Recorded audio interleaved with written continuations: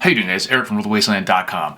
There's something that I see a lot of preppers and preparedness-minded channels talking about, and this kind of bleeds over into even some of the finance channels, but I think has the potential at least to be misinterpreted or misimplied by a lot of people for pretty much one specific reason, and that is the idea of everyone coming out saying, get your money out of the banks, get your money out of the banks.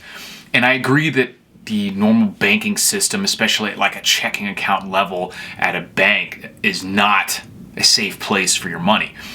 But I also think that most people are looking at this from the perspective of someone who has, low 5-digit like amounts of money that we're dealing with here. So when you tell somebody like, oh, get your money out of the bank, most people viewing that are looking at it from the perspective of, oh, I've got, my paycheck deposits in there, whatever.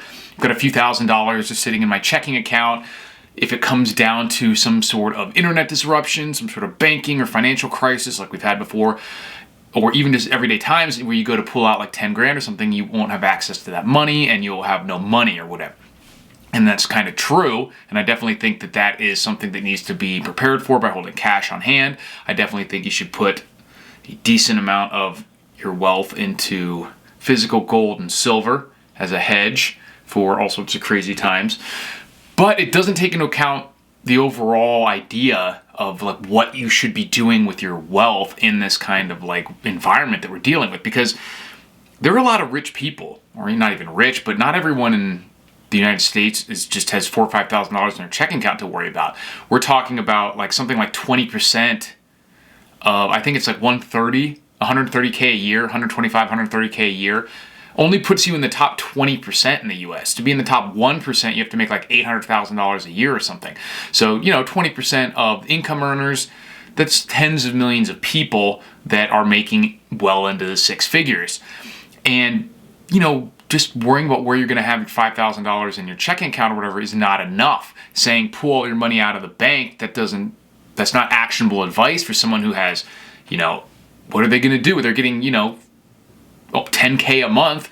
You can't just stash all that in cash in your house, or, you don't want to put all your wealth into gold and silver. It's not a great idea. You need to be worried about long-term stuff. You need to be worried about retirement and like actually how to, not just put everything into a single asset class.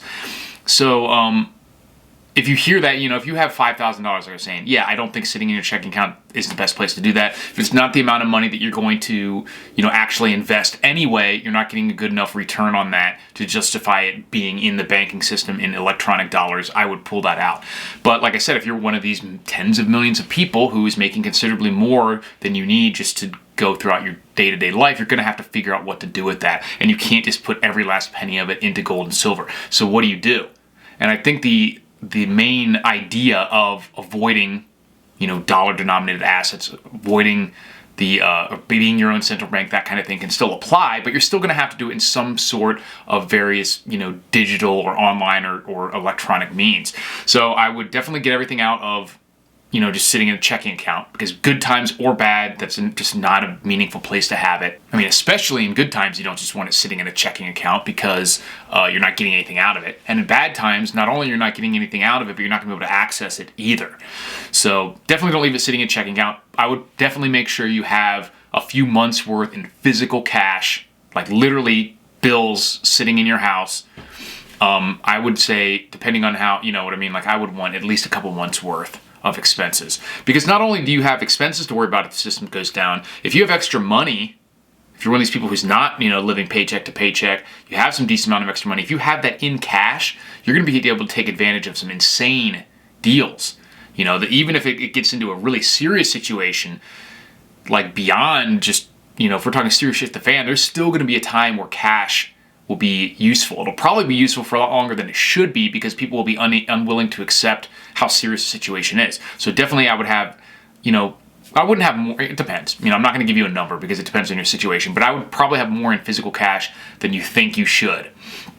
And then beyond that, you want to just focus on things that are outside the US dollar. So even in like brokerage accounts and stuff like that, having equities or funds that are not just all U.S. company. So they're not just all U.S.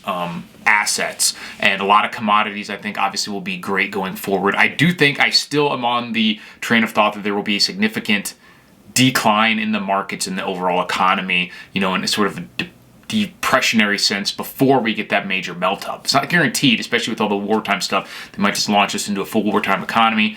But I do think that that's going to happen first. We'll still see a market crash or, severe decline, if not a steep crash.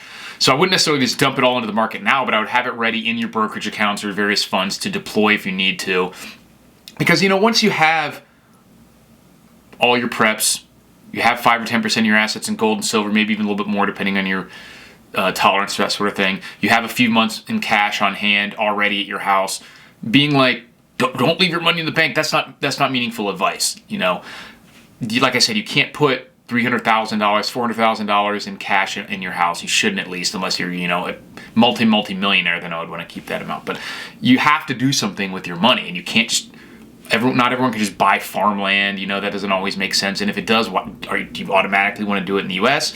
So, look around at these funds. I know Peter Schiff is focused on global assets with his Euro-Pacific Capital, or it's actually Euro-Pacific Investing now. I think he sold the capital side of it, but whatever.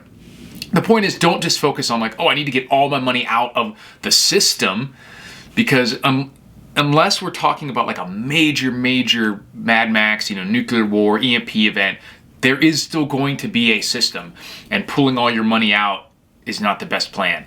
And if that does happen, that major event, then it won't matter. Pulling all your money out won't have made a difference anyway, because you're not going to be able to do anything with it. Even gold and silver would be of minimal use in the early stages of a major shit-the-fan event like that. Only resources would matter. So get your resources squared away, but then after that, you do have, don't just ignore investing. Don't ignore intelligent things to do with your money, and don't just plan for everything to go to shit, because it's probably, look, even in Ukraine right now, people are still going to work. A lot of people still have jobs. You still have to worry about all these other normal things.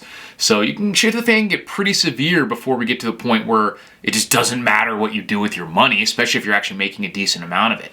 So we're actually in a position where if you do things with some intelligence, with some planning, people who are making a decent amount of money right now and may continue to, could have some insane opportunities. So let me know what you guys think about that, and if you are one of the lucky people who have money beyond just what you need to survive on a day-to-day, where you are putting that. Because I'm not a financial planner or advisor. I certainly don't have a ton of extra money. I'm the classic poor prepper. But yeah, let me know what you think, and I'll talk to you guys later.